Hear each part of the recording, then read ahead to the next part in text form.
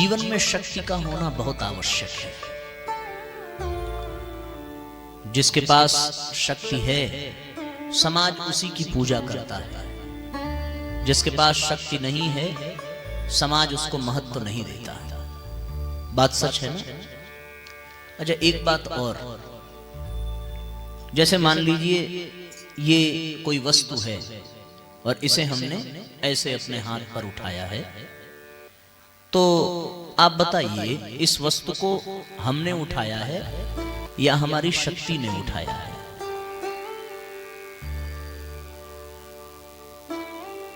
जवाब दीजिए ना। इसको किसने उठाया है? मैंने उठाया है या मेरी शक्ति ने? कि मैंने उठाया है। पर अगर इस हाथ में ताकत ना हो, उठाने की क्षमता ना हो, तो क्या ये हम उठा पाएंगे? अच्छा, जब तक हमारे हाथ में शक्ति है तब तक हम इसको उठा करके ऐसे रख सकते हैं, पर 2 घंटे बाद, 4 घंटे बाद जैसे जैसे हाथ की शक्ति क्षीण होती जाएगी, वैसे वैसे ये तिनके के समान वजन वाली सामग्री हमें पहाड़ के समान लगेगी। है ना? सारा खेल शक्ति का है। हम आपको जो बताना चाहते हैं उसकी एक भूमिका बना रहे हैं ताकि आप अच्छे से समझ सकें। ये उठाया हमारी शक्ति ने है, पर कहा यह जाएगा कि ये मैंने उठाया है। वास्तविकता क्या है? इसे हमारी शक्ति ने उठाया है। उसी प्रकार जब इस संसार में कुछ नहीं था, कुछ भी नहीं था, तो केवल एक तत्व था जिसको हम परब्रह्म के रूप में कहते हैं। वो अजन्मा है, जिसका कोई आकार नहीं है, वो निराकार है। निराकार, निर्गुण, परब्रह्म, परम पिता, परमेश्वर, प्रकाश के पुंज के रूप में, उसके अतिरिक्त इस संसार में कुछ नहीं, बल्कि यह संसार ही नहीं है, केवल वो है प्रारंभ। तो अगर वो है तो उसकी कोई शक्ति भी होगी। अगर शक्ति न होती तो वो होता ही नहीं। बात समझ में आ रही है ना? हम हैं तो हम यहां तभी हैं जब हमारी शक्ति हमारे साथ है। अगर हम शक्ति विहीन हो जाएं तो फिर हम रह पाएंगे नहीं। क्यों? क्योंकि हमारा अस्तित्व ही शक्ति के कारण है। वो परब्रह्म था या है तो केवल और केवल अपनी शक्ति के कारण है, दूसरा और कोई कारण नहीं है। साथियों, उस परब्रह्म की उस शक्ति को, जिसके नाते परब्रह्म का भी अस्तित्व है, भले ही वो निर्गुण हो, भले ही वो निराकार हो, भले ही उसका कोई नाम ना हो, भले ही उसके अतिरिक्त कुछ भी ना हो, अगर वो है और वो है तो केवल अपनी शक्ति के कारण उस परब्रह्म की उस शक्ति को ही गायत्री कहते हैं। क्या कहते हैं? गायत्री कहते हैं। गायत्री ही वो शक्ति है जिसके कारण परब्रह्म का भी अस्तित्व है। अगर गायत्री शक्ति ना हो तो परब्रह्म का भी कोई अस्तित्व नहीं है। शतपथ ब्राह्मण में कहा जाता है, ब्रह्म वै गायत्री, गायत्रीति ब्रह्म। ब्रह्म ही गायत्री है और गायत्री ही ब्रह्म है। यानी शक्ति ही ब्रह्म है, ब्रह्म ही शक्ति है। अब किसी व्यक्ति और उसके शक्ति में कोई अंतर है क्या? मैंने जैसे आपको उदाहरण दिया, ये उठाया मैंने, पर वास्तविकता है कि इसे मेरी शक्ति ने उठाया है। उसी प्रकार इस संसार का प्रसव किया उस ब्रह्म ने अथवा उसकी शक्ति ने, ये समझने की बात है। जिसकी श्रद्धा ब्रह्म में हो वो कहे कि भैया सृष्टि के रचयिता परब्रह्म हैं, पर जो मूल बात को समझ पाएगा, जो वास्तविक ज्ञान का अनुभव कर पाएगा वो ये जान पाएगा कि इस सृष्टि की रचना पर ब्रह्म की उस शक्ति से हुई है जिसको गायत्री कहते हैं। वो ब्रह्म तो अकर्ता है, वो साक्षी भाव में है, कुछ भी नहीं करता, उसको कुछ करने की आवश्यकता भी नहीं है। अचानक से उस ब्रह्म के मन में एक इच्छा जगी। अब इच्छा भी एक शक्ति है, ये समझो। हम और हमारी इच्छा, हम और हमारा संकल्प भी एक शक्ति है। ब्रह्म के भीतर एक संकल्प जगा, एक इच्छा जगी, और वो संकल्प शक्ति ही गायत्री है। और संकल्प क्या जगा? एको हम बहुश्यामी, मैं एक से बहुत हो जाऊं। तो उसका ये संकल्प जगा। अब सारा काम उस संकल्प ने ही किया, उसके अतिरिक्त किसी ने नहीं किया। तो सबसे सारी सृष्टि का आधार कौन है? वो ब्रह्म की शक्ति। अगर वो शक्ति ना हो तो फिर किसी का कोई अस्तित्व नहीं है। शिव में वो शक्ति है तभी वो शिव हैं। श पर जो ई की मात्रा है वो ई ही शक्ति का परिचायक है। शिव, और शिव में से उस ई को हटा दिया जाए, उस शक्ति को हटा दिया जाए, तो फिर शक्ति के बिना शिव भी केवल शव हैं, शव ही हैं। शव में वो शक्ति प्रवेश कर जाए तो वो शव ही शिव बन जाता है। ब्रह्म और ब्रह्म की शक्ति, उसका नाम कैसे पड़ा? उसको गायत्री क्यों कहा? शक्ति का तो कोई नाम होगा। जैसे हमने कहा कि इसके पास पैसा बहुत है तो ये इसके पास धन की शक्ति है, तो उसको धनवान कहा जाएगा। जिसके पास शरीर बल है उसको बलवान कहा जाएगा। ब्रह्म की शक्ति को गायत्री क्यों कहा गया? कारण क्या है? शक्ति का नाम उसके गुणों के आधार पर रखा जाता है।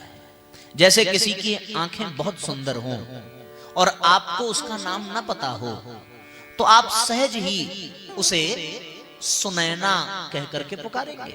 सुनैना का अर्थ क्या है? सुंदर नैनों वाली, है ना? सुलोचना, ये कोई नाम नहीं है, ये उसका गुण है। सुंदर नेत्र जिसके हो उन सब स्त्रियों को आप सुनैना कह सकते हैं।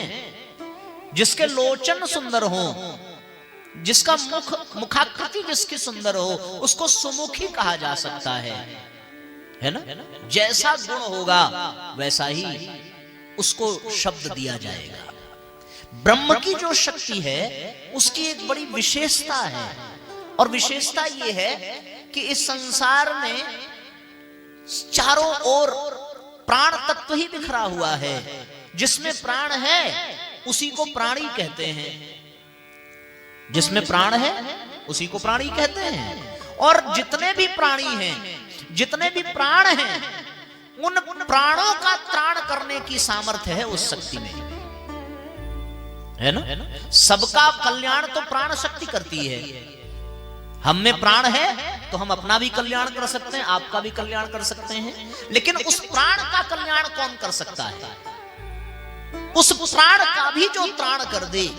तो फिर प्राण को कहते हैं गय, त्राण को कहते हैं त्री। जो प्राणों का त्राण कर दे उसको कहते हैं गायत्री। गयान प्राणान त्रायते सा गायत्री। जो प्राणों का त्राण कर दे। ब्रह्म की संकल्प शक्ति जगी, उस संकल्प शक्ति से अनेकों धाराएं प्रस्फुटित हुई और एको हम बहुश्यामी का सिद्धांत हुआ। तो अनगिनत प्राण इस धरती पर बिखर गए। उन समस्त बिखरे हुए प्राणों को अपने गर्भ में समेट करके फिर से उनका त्राण कर देना और उसे ब्रह्म में समाहित कर देने की सामर्थ्य जिस शक्ति में है, उस शक्ति को क्या कहते हैं? गायत्री। गाताराम त्रायते यस्मात् गायत्री तेन सोच्यते। उसको गायत्री कहते हैं। जिसका गान करने वाले को वो शक्ति त्राण कर देती है, कल्याण कर देती है, उसको गायत्री कहते हैं। तो यहां मंच से भैया ने प्रश्न किया कि बहनों की जिज्ञासा है गायत्री माता प्रकट कैसे हुई। तो अब ये प्रश्न आ गया। हम तो किसी और विषय से आज की चर्चा शुरू करना चाह रहे थे, जैसा मैंने कल आपको कहा भी था, पर अब प्रश्न आया तो व्यासपीठ का प्रथम कर्तव्य है जिज्ञासा को शांत करना। आपका ये प्रश्न था कि गायत्री माता का जन्म कहां से हुआ। गायत्री माता का जन्म, शक्ति का जन्म होता है, शक्ति का जन्म होता ही नहीं है। शक्ति तो अजन्मा है। विज्ञान भी इस बात को कहता है, energy neither created nor destroyed, उसे न बनाया जा सकता है, उसे न मिटाया जा सकता है। It's only change from one form to another form. वो एक स्वरूप से बदल करके दूसरे स्वरूप में चली जाती है। शक्ति को न बनाया जा सकता है न मिटाया जा सकता है। शक्ति वही है, बल्ब में चली जाए तो बल्ब जल जाएगा, पंखे में चली जाए तो पंखा चल जाएगा, बस इतना ही है। फूल में घुस जाए तो फूल फल जाएगा, वृक्ष में घुस जाए तो वृक्ष फल देने लगेगा। सारा खेल उसी शक्ति का है। सूर्य उग तो रहा है, सूर्य सारी दुनिया को ऊर्जा दे रहा है, पर सूर्य को ऊर्जा कहां से मिल रही है? कहीं से तो मिल रही होगी। जो सूर्य को भी ऊर्जा दे उसी शक्ति को गायत्री कहते हैं। और गायत्री ही वो शक्ति है जो सारी सृष्टि को जन्म देती है। जन्म देने को एक भाव से ये कहते हैं प्रसव करना। जब गर्भवती को पीड़ा हो तो उसको कहते हैं प्रसव पीड़ा। प्रसव पीड़ा, उसको प्रसूता कहते हैं। क्यों? क्योंकि वो प्रसव करने जा रही है किसी जीव का। प्रसव का तात्पर्य जन्म देने जा रही है। उसी जन्म देने वाली प्रसूता को जननी कहते हैं। एक बच्चे को जो जन्म दे उसको जननी कहते हैं। जो सारी सृष्टि को जन्म दे, सविता प्रसविता भव, जो सारी सृष्टि का प्रसव करे उसको सविता कहते हैं। वो सविता ही गायत्री है, वो गायत्री ही सविता है।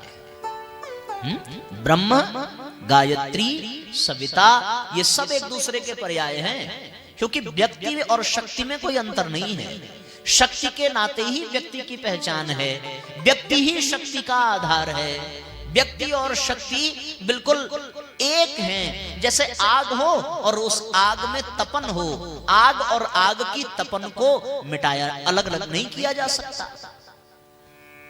प्रकाश है और उस प्रकाश की किरण है, प्रकाश और किरण को अलग अलग नहीं किया जा सकता। जल है, जल में रस है, रस और जल को अलग अलग नहीं किया जा सकता।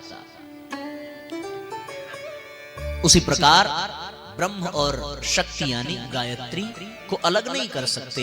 गायत्री ही ब्रह्म है, ब्रह्म ही गायत्री है। गायत्रीति ब्रह्म आयातु वरदे देवी त्र्यक्षरे ब्रह्मवादिनी। ये ब्रह्म का परिचय कराने वाली, ब्रह्म का वादन करने वाली। ब्रह्म कौन? सृष्टि का आधार, उसको गायत्री कहते हैं। तो स्पष्ट हो गया गायत्री माता का प्राकट्य कैसे हुआ। आ गया समझ में ना? अब वो जो गायत्री शक्ति है, वो गायत्री शक्ति की तीन प्रमुख धाराएं प्रस्फुटित हुई। एक धारा प्रस्फुटित हुई सतोगुण के रूप में, एक रजोगुण के रूप में, एक तमोगुण के रूप में। सतोगुण से जो धारा निकली उसी को विष्णु, रजोगुण से जो धारा निकली उसी को ब्रह्मा, और तमोगुण से जो धारा निकली उसी को शंकर कहते हैं। अपने अपने श्रद्धा के अनुसार कोई ब्रह्मा विष्णु महेश कहता है, कोई लक्ष्मी सरस्वती काली कहता है, कोई गंगा यमुना सरस्वती कहता है, कोई भक्ति ज्ञान वैराग्य कहता है, कोई सतोगुण रजोगुण तमोगुण कहता है, कोई ह्रीम श्रीम क्लीम कह करके पुकारता है, कोई भूर भुवः स्वः के नाम से उसको पहचानता है। सबके अपने अपने तरीके हैं। कोई उस शक्ति को ज्ञान योग, कोई भक्ति योग, कोई कर्म योग के भाव से देखता है ये प्रमुख तीन धाराएं ही। इन तीन धाराओं से तीन चीजों का निर्माण हुआ, जीव, जगत और जगदीश। ब्रह्म, ब्रह्म की शक्ति गायत्री, गायत्री की तीन धाराएं, वो तीन शक्तियां और सतोगुण रजोगुण ब्रह्मा विष्णु महेश, और फिर उन तीन शक्तियों के मिश्रण से न्यूनाधिक मात्रा में, उसके अनुपात में जो बना वो क्या बना? वो बना जीव और जगत और जगदीश। तीन का निर्माण हुआ। इन जीव और जगत और जगदीश को पोषण देने वाली जो शक्ति है, उस शक्ति को ही गायत्री कहते हैं। गायत्री वेदों की माता है, वेदों की माता। इस सृष्टि में सबसे पहले वेद आए। वेद, उस वेद के ज्ञान को सबसे पहले ब्रह्मा जी ने पाया, तो फिर ब्रह्मा चतुर्मुखी हो गए, क्योंकि उनको चारों वेदों का ज्ञान हो गया। ब्रह्मा चतुर्मुखी हो गए। जिसे चारों वेदों का ज्ञान हो जाए वो ब्रह्मा का पद प्राप्त कर लेता है। ब्रह्मा किसी व्यक्ति का नाम नहीं है, ब्रह्मा एक पद है। ये सब पद हैं, पोस्ट है। जैसे प्रधानमंत्री कोई नाम नहीं है, प्रधानमंत्री एक पद है, एक कुर्सी है। राष्ट्रपति एक पद है। 5-5 साल के बाद पद वही रहेगा, पर व्यक्ति बदलता जाएगा। उसी प्रकार कल्प बीत जाए तो कल्प के बीत जाने पर इंद्र का पद वही रहता है, पर व्यक्ति बदल जाता है ना? एक कल्प बीत जाए तो सप्तऋषि बदल जाते हैं, इंद्र बदल जाते हैं, प्रजापति बदल जाते हैं। 50 कल्प बीत जाए तो ब्रह्मा बदल जाते हैं। ब्रह्मा का पद खाली हो जाता है, दूसरे ब्रह्मा आ जाते हैं। पद है ब्रह्मा, आने वाले का नाम बदलता रहता है। हम लोग बार बार सुनते हैं वेद व्यास जी, वेद व्यास जी, पर हर द्वापर युग के व्यास अलग अलग हैं। व्यास एक पद का नाम है, वशिष्ठ एक पद का नाम है, वशिष्ठ एक पद का नाम है। ये किसी व्यक्ति का नाम नहीं है। जो इतना पुरस्चरण कर ले वो व्यक्ति वशिष्ठ पद पा जाता है। जो इतनी साधना कर ले वो व्यक्ति विश्वामित्र का पद पा जाता है। विश्वामित्र एक पद है, ऋषियों का जो नाम है ये पद है। ब्रह्मा विष्णु महेश ये सब पद हैं। इसीलिए तो आपको सुखदेव जी की कथा द्वापर युग में भी मिल जाएगी, सुखदेव जी की कथा त्रेता युग में भी मिल जाएगी, श्रृंगी ऋषि की कथा त्रेता युग में भी है और श्रृंगी ऋषि की कथा द्वापर युग में भी है। तो ये साधना का स्तर है। इतनी साधना कर ले जो, वो ये बन जाएगा, इसका ऐसा क्रम है। तो उस शक्ति से ही बना कौन? तीन चीजें बनी, जीव, जगत और जगदीश। इन तीनों शक्तियों का जो पोषण करे वो कौन है? वो गायत्री है। अच्छा, शक्ति है तो शक्ति का भाव क्या है? शक्ति शब्द सुन करके पुरुष सूचक भाव नहीं आ रहा है, शक्ति शब्द सुन करके स्त्री सूचक भाव ही आ रहा है। शक्ति किसी पुरुष का नाम होगा कि महिला का नाम होगा? शक्ति ये इसकी शक्ति है ना? तो शक्ति स्त्री सूचक शब्द है, शक्ति। इसलिए ब्रह्म की उस शक्ति को स्त्री का रूप दिया गया। चूंकि उसी शक्ति से वेद प्रकट हुए हैं तो वो स्त्री है, वेदों को जन्म देने वाली, तो उसको वेद माता कहा गया। वेद माता, उनका नाम वेद माता पड़ गया। और इसलिए फिर ऋषियों ने सोचा कि ये वेद माता हैं तो इनके एक हाथ में वेद पकड़ा दिया जाए। क्या पकड़ा दिया जाए? वेद। जैसे किसी बच्चे की माँ है तो वो अपने हाथ में अपने बच्चे को ही तो लेगी, उसी प्रकार गायत्री वेद माता है तो अपने हाथ में वो वेदों को ही लेगी, वेदों को ही, इसलिए वो वेद माता है। अच्छा, उनसे पहले कोई और शक्ति है?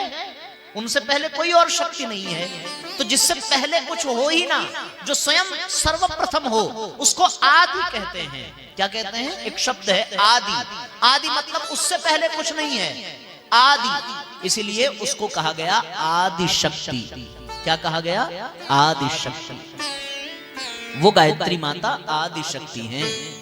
आदि शक्ति तुम अलख निरंजन, जग पालन करती। सारे जग का पालन करने वाली वो आदि शक्ति है। कौन? जो अपने हाथों में वेद धारण करे, उसको कहते हैं वेद माता। अब ऐसे ऐसे उनके नाम पढ़ रहे हैं। पहले केवल प्राणों का त्राण करने वाली के रूप में जाना गया, तो केवल गायत्री कहा। फिर ऋषियों ने ये देखा कि ये तो वेदों की जननी है, तो वेद माता कह दिया। फिर कोई और आया, उसने अपने ध्यान में ये पाया कि इनसे पहले कोई शक्ति नहीं है, तो वो आदि शक्ति के नाम से पुकारने लगे। है वो गायत्री है, वही गायत्री है, वही शक्ति है, आदि शक्ति, वही वेद माता। चूंकि सारे जगत का पालन करती हैं, तो जगत में देवता भी हैं, असुर भी हैं, जगत में मनुष्य भी हैं, तो वो आदि शक्ति ही देव माता भी कहलाने लगी, क्योंकि वो देवताओं को भी जन्म देने वाली हैं। सारे सृष्टि का प्रसव करने वाली, तो सारे सृष्टि के कण कण को बनाने वाली वही आदि शक्ति, वो जगत माता है, जगत जननी है। और एक बड़ी गजब की बात मैं आपसे बताऊं कि चारों तरफ उसी शक्ति का ही खेल है, उसी शक्ति का सर्वत्र। अगर शक्ति ना हो तो कुछ भी रहे, सब बेकार है। बिना शक्ति के सारा खेल उसी शक्ति का है। उसी शक्ति को कोई योग माया के रूप में कहता है, उसी शक्ति को कोई महामाया कहता है, जिसने जिस भाव से उसको देखा है। हाँ, ये जान लीजिए।